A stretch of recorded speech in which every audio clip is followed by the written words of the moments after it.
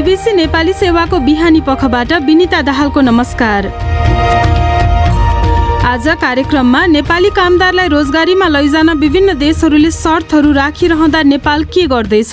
Diplomatic च्यानलबाट त्यो देशको पोलिसीको विषयमा स्पष्टगत धारणा आएपछि मात्रै नीतिगत निर्णय लिने हो। त्यसमा चाहिँ छलफल सक्छ जस्तो लाग्छ। ओलम्पिक खेल्न जान लाग्दा तपाईँको लक्ष्य के छ? लक्ष्य भनेको चाहिँ ट्रेनिङ गरिसके, म्याचहरू खेलिसके, अझै त्योभन्दा गएर राम्रो गरेर आउँछु भन्ने नै हो। सुटिङ खेलाडी कल्पना परियार र नेपाल सहितका देशका पर्यटक माथिको प्रतिबन्ध जर्मनीले हटाउँदै। तर सबभन्दा पहिला आजका प्रमुख विश्व समाचार। सञ्जीव गिरीबाट समाचार सुन्नुहोस्। संक्रमणको दर तीव्र रूपमा बढिरहेकै बेला कोरोना भाइरस रोकथाम तथा नियन्त्रणका लागि लागू गरिएका प्रतिबन्धात्मक व्यवस्था हटाउने विषयमा ब्रिटिश सरकार पहिलो बनेको छ। अबको 2 सातामा इङ्ल्यान्डमा सामाजिक दूरी कायम गर्ने र मास्क लगाउनुपर्ने नियम हटाइने अपेक्षा गरिएको छ। ब्रिटिश प्रधानमन्त्री बोरिस जोन्सनले खोप कार्यक्रमले नयाँ संक्रमण र मृत्युबीचको सम्बन्ध तोडिदिएको बताएका छन्। तर डाउनिङ स्ट्रिटमा आयोजना गरिएको पत्रकार सम्मेलनका क्रममा महामारीको अन्त्य भइ नसकेको र थप मानिसहरूको मृत्यु हुने उनले बताएका थिए। जर्मनीले ब्रिटेन, भारत, नेपाल, पोर्चुगल र रुसका यात्रुहरूमा लागू गरेको कडा प्रतिबन्धात्मक व्यवस्था खुकुलो बनाउने भएको छ। जर्मनीको पब्लिक हेल्थ इन्स्टिट्युटले बुधबारदेखि यी 5 राष्ट्रलाई उच्च संक्रमण रहेको देशहरूको सूचीबाट हटाउने जनाएको छ। यसको अर्थ जर्मनीका नागरिक वा बासिन्दा नरहेका मानिसहरूलाई अब जर्मनी प्रवेशमा रोक लगाइने छैन। खोपको आवश्यक मात्रा लगाइसकेका यी 5 देशका मानिसहरूले त्यस सम्बन्धी विवरण अग्रिम पेश गरे उनीहरू क्वारेन्टिनमा समेत बस्नु नपर्ने गरी जर्मनीमा प्रवेश गर्न पाउने बताइएको छ।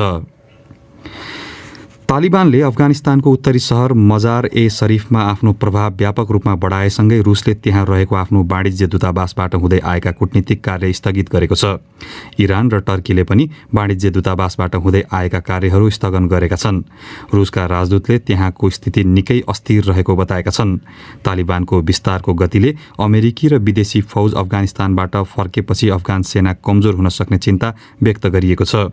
बीबीसीसँग कुरा गर्दै अफगानिस्तानका पूर्व राष्ट्रपति हामिद करजाईले 20 वर्षे विदेशी सैन्य मिसन असफल भएको बताएका छन्। तपाई बीबीसी नेपाली सेवा सुनिरहनु भएको छ। अमेरिकाको मायामी शहरमा आंशिक रूपमा भत्किएको एउटा भवनमा मृत्यु हुनेहरूको हालसम्म थाहा भएको संख्या 28 पुगेको छ। झण्डै 2 हप्ता अघिको घटनामा परेका 117 जना अझै फेला परेका छैनन्। खोजीमा जुटेको टोलीले सोमबार थप 4वटा मृत शरीर फेला पारेको छ। बाँकी भवन पूर्ण रूपमा भत्काइसकिएपछि उनीहरूले आफ्नो कार्य पुनः सुरु गरेका थिए। उद्धार कार्यमा खटिएकाहरू यसअघि पुग्न नसकेको स्थानमा पुग्न सफल भएको बताइएको छ। र दक्षिण अमेरिकाको सबैभन्दा महत्त्वपूर्ण फुटबल प्रतियोगिता कोपा अमेरिकाको फाइनलमा ब्राजिल प्रवेश गरेको छ। रियो दे जेनेरोमा केही बेर अघि सम्पन्न खेलमा ब्राजिलले पेरुलाई 1-0 गोल अन्तरले हराएको थियो। प्रतियोगिताको अर्को सेमिफाइनल स्थानीय समयअनुसार मंगलबार हुँदैछ, जसमा फाइनलमा आफ्नो स्थान सुरक्षित गर्नका लागि अर्जेन्टिना र कोलम्बियाले प्रतिस्पर्धा गर्दैछन्। यो बीबीसी नेपाली सेवा हो।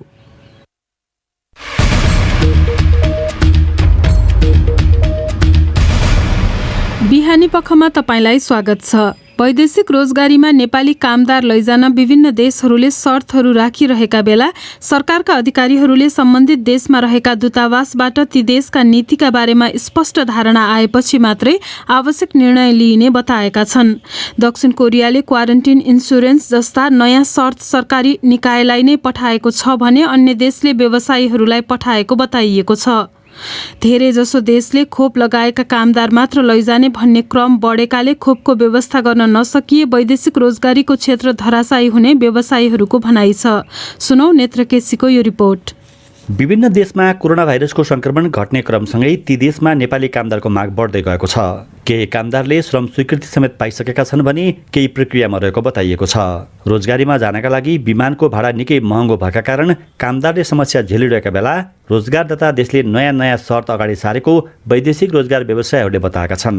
वैदेशिक रोजगार विभागका महानिर्देशक कृष्ण प्रसाद दवाडी नेपालमा अहिले अभाइलेबल भएको इन्जेक्सनहरू अब हाम्रो डेस्टिनेसन कन्ट्रीले एक्सेप्ट गर्ने नगर्ने अहिले पनि कुरो हुँदो रहेछ। एउटा इन्जेक्सन लगाएर यहाँबाट जाने, वहाँ अर्को इन्जेक्सन लगाउन मिल्ने नमिल्ने, त्यसमा स्वास्थ्यका कुराहरू पनि होलान्। त्यसो हुनाले यस विषयमा अब हाम्रा डिप्लोमेटिक च्यानलबाट त्यो देशको पोलिसीको विषयमा स्पष्टगत धारणा आएपछि मात्रै अनि हामी त्यसमा के नीतिगत निर्णय लिने हो त्यसमा चाहिँ छलफल चल्छ जस्तो लाग्छ। लामो समयदेखि कोरोना भाइरस संक्रमणका कारण परीक्षा उत्तीर्ण गरेका कामदार समेत लैजान बन्द गरेको कोरियाले भने लिखित रूपमै नयाँ व्यवस्थाको जानकारी गराएको र जुन कामदारका लागि आर्थिक भार पर्ने खालको रहेको महानिर्देशक दवाडीको भनाइ छ। क्वारेन्टाइनको खर्च, अब टिकट खर्च पनि पहिला हामीले ट्रान्जिटबाट जाने भने यतिकै रिलेटेड सस्तो थियो, अब त्यसमा पनि अलिकति खर्च बढ्छ। कोभिड इन्सुरेन्सको कुरा गर्दा त्यो पनि खर्च बढ्ने उहाँले त्यो राखेर पठाउनु भएको छ। हाम्रो मन्त्रालयमा त्यो कुरा राखेपछि छलफल चलिरहेको छ। धेरैजसो देशमा चार्टर विमानमा महँगो भाडा तिर्नुपर्ने, त्यसमा पनि 5 तारे होटलमा क्वारेन्टाइनमा राख्नुपर्ने भएकाले रोजगारदाता कम्पनीहरूले खर्च बेहोर्न नसक्ने जानकारी गराएको र कामदारले पनि नसक्ने व्यवसायहरूले जनाएका छन्। जाने कामदारलाई खोप व्यवस्था गरिएमा सहज हुने बताउँछन् वैदेशिक रोजगार व्यवसायी सङ्घका महासचिव सुजित कुमार श्रेष्ठ। क्वारेन्टाइन असाध्यै धेरै महँगो भयो, त्यो भएर नेपाल सरकारले चाहिँ यथाशीघ्र चाँडो भ्याक्सिन उपलब्ध गराउनु पर्यो, अन्यथा वैदेशिक रोजगार चाहिँ असाध्यै धेरै प्रभावित हुन्छ। गत वर्षको सुरुवातदेखि नै वैदेशिक रोजगारीको क्षेत्र प्रभावित भएको र अहिले पनि विभिन्न देशबाट आएका शर्तहरूका विषयमा चासो दिएर सम्बोधन नगरिएमा लामो समयसम्म रेमिटेन्समा नराम्रो असर पर्ने बताइन्छ। नेत्र केसी, BBC, काठमाडौँ। अर्को महिना जापानको टोकियो सहरमा हुने टोकियो ओलिम्पिक्समा नेपालबाट सहभागी हुने 5 जना खेलाडी मध्येकी एक हुन् सुटिङ खेलाडी कल्पना परियार। छनौट खेलमा योग्य स्कोर गरेपछि 10 मिटर एयर राइफलमा प्रतिस्पर्धा गर्ने परियारले वाइल्ड कार्ड प्राप्त गरेकी हुन्। रमाइलो कुरा के हो भने नेपाली सेनाकी यी खेलाडीले 7 वर्ष अगाडि मात्र सुटिङ सिक्न थालेकी थिइन् र छोटो समयमा नै ओलम्पियन खेलाडीको सूचीमा आफ्नो नाम लेखाउँदैछिन्। उनै परियारलाई हाम्रा खेल संवाददाता निरञ्जन राजवंशीले सुरुमा सोधेका छन्, ओलिम्पियन खेलाडीको रूपमा देशको प्रतिनिधित्व गर्न पाउने अवसरलाई कसरी लिनुहुन्छ? ओलम्पिक गेम त अब कसरी बयानै गर्न नसक्ने कुरा भयो। ओलम्पिक खेल्न जाँदैछु भन्दाखेरि त मलाई त अहिले पनि हुन्छ नि सपना पुरा हुँदैछ भन्दाखेरि अब न्युजमा आउँदाखेरि चाहिँ अब त्यो जति खुसीको दिन चाहिँ सायद थिएन होला अरू दिन। कसरी थाहा पाउनुभयो तपाईँले? व्यक्तिबाट थाहा पाएको चाहिँ कोभिडको दोस्रो खोप लगाउन जाँदाखेरि छाउनीमा लगत्तै बेलुका न्युजमा आएपछि चाहिँ अनि थाहा भयो। वाइल्ड कार्डको लागि धेरै खेलाडीहरूले प्रयास गर्नु भएको छ, तपाईँ वाइल्ड कार्डको लागि छनौट हुनुको कारण चाहिँ के हो? हाम्रो चाहिँ अब अरू गेमको जस्तो वेट एजले खेल्ने गेम होइन, हाम्रो चाहिँ अब निशाना हान्ने गेम भइहाल्यो। त्यसको लागि चाहिँ हामीले एउटा स्कोर मिट गर्नुपर्ने हुन्छ। दोहा कतारमा लास्ट हाम्रो ओलम्पिकको क्वालिफाइङ गेम थियो, त्यसमा चाहिँ हामीले 590 क्रस गरेपछि चाहिँ क्वालिफाइङ हुन्छौँ। त्यसमा चाहिँ मैले 613.9 हानेको थिएँ, त्यही स्कोर मिट गरेरै ओलम्पिकको लागि सिलेक्ट भएको। टोकियो ओलम्पिकमा तपाईँको लक्ष्य के? लक्ष्य अब अरू इन्टरनेसनल गेमहरू त धेरै खेलियो, तर ओलम्पिक त मेरो फर्स्ट गेम हो, त्यही भएर चाहिँ अब सबै कुरा त मलाई थाहा छैन अब ओलम्पिक गेम कस्तो हुन्छ कसरी हो। तर अब लक्ष्य भनेको चाहिँ अहिले यत्रो ट्रेनिङ गरिसकेँ, यत्रो म्याचहरू खेलिसकेँ, अझै त्योभन्दा गएर राम्रो गरेर आउँछु भन्ने नै हो। तपाईँको अहिलेसम्मको राम्रो नतिजाहरू त्यही अस्ति दोहामा खेल्नु भएको 613 पोइन्ट हो। त्यसपछिको हाम्रो नेपालमा भएको साग गेममा 614.5 थियो र प्लस अस्ति भर्खरै भएको एसियन अनलाइन गेममा 670.5 थियो।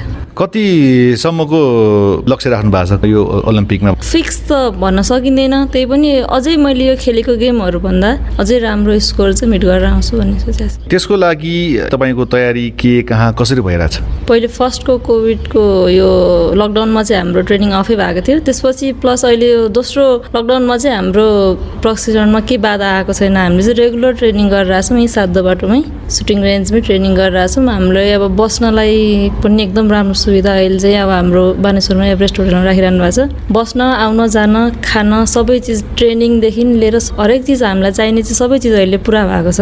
अब यसपालि त फेरि यो कोभिड-19ले गर्दाखेरि अब स्वास्थ्य सुरक्षाको पनि धेरै विषयहरू आइरहेछ होइन? स्वास्थ्य सुरक्षा सम्बन्धी व्यवस्थापन चाहिँ कस्तो भइरहेछ नि यहाँ चाहिँ? हाम्रो ट्रेनिङ भने चाहिँ एक आपसमा नजिक भएर गर्नुपर्ने ट्रेनिङ होइन। सुटिङ भनेको त आफ्नै हतियार आफ्नै रेन्ज, त्यसमा अब हामी 2 जना मात्रै खेलाडी छौँ, 1 जना कोच, 3 जना मात्रै, त्योभन्दा अरूलाई आउन जान अलाउड छैन त्यहाँनिर।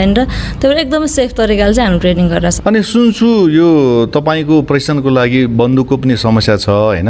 सङ्घमा पनि त्यो समस्या छ भने सुन्ने, त्यो चाहिँ के भइरहेछ? त्यसमा चाहिँ अब बिचमा अलिकति थोरै भएको थियो। अब म आर्मीको खेलाडी भएकोले चाहिँ मैले पहिलेदेखिकै त्यही गनले खेलिरहेको भएर मेरो स्कोर पनि त्यही गनबाट अलिकति राम्रो थियो। त्यो कारणले गर्दा चाहिँ मलाई चाहिँ त्यही गनले खेल्ने इच्छा भएकोले चाहिँ त्यो गन बिचमा आर्मी आर्मीको भएको हुनाले बिचमा लानु भएको थियो, प्लस फेरि म आर्मीकै खेलाडी भएँ र मेरो सङ्घको प्रेसिडेन्ट सरहरूले चाहिँ पहल गरेर फेरि त्यही गन ल्याइदिनु भएको छ। गनको प्रब्लम छैन मलाई अहिले। ओलम्पिकलाई चाहिँ कसरी स्मरणीय बनाउने भन्ने योजना छ नि तपाईँको? स्मरणीय बनाउन चाहिँ अब एउटा चाहिँ अब यो परेकोले म एउटा स्मरणीय भइसकेँ, प्लस अब वहाँ गएर चाहिँ कतै घुमेर या कसैलाई भेटेर त्यो भन्दा पनि म वहाँ गएर पनि आफ्नै स्कोरलाई त्यो भन्दा नि अझै राम्रो स्कोर बनाएर चाहिँ हुन्छ नि टपमा बसेर टप स्कोर गरेर आएर चाहिँ स्मरण गर्न सक्छ।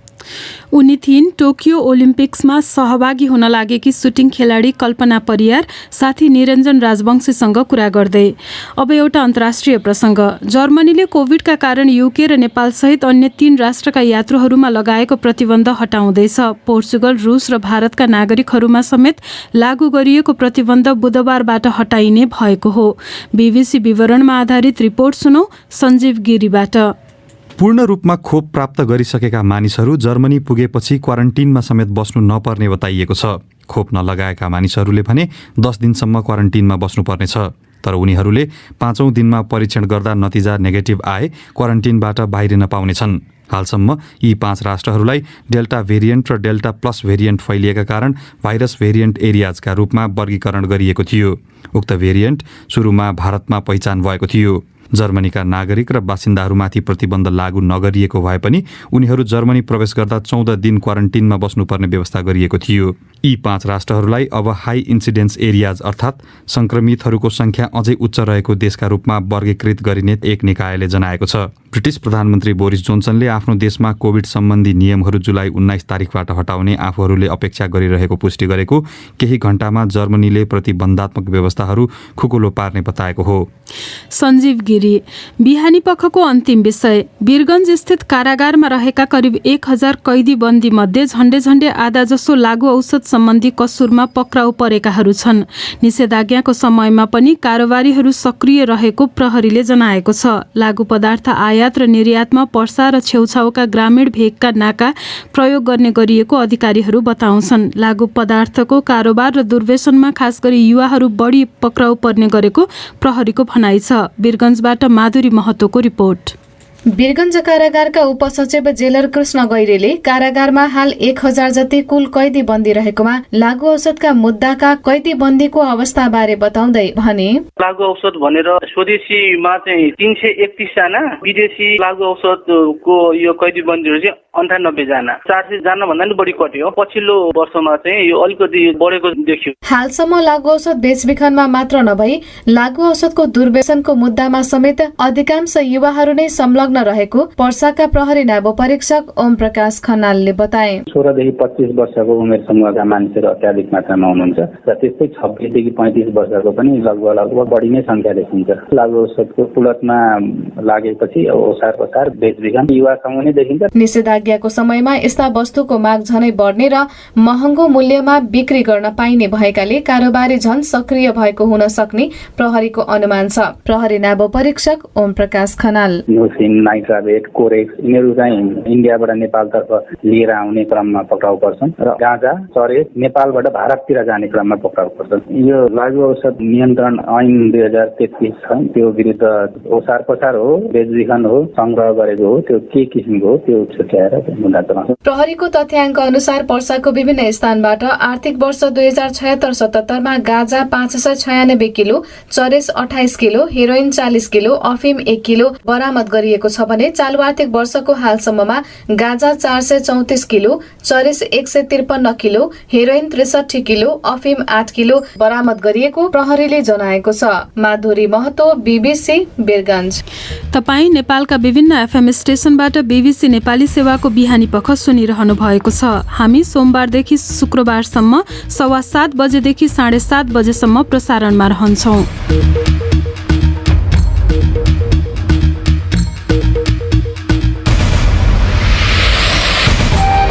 हवस् त, यसका साथै बीबीसी नेपाली सेवाको बिहानी पख यही सकिन्छ। बेलुकी 9:15 बजे साँझ पख लिएर हामी फेरि उपस्थित हुनेछौँ। त्यसबेलासम्मका लागि हामी सबैलाई बिदा दिनुहोस्। नमस्कार।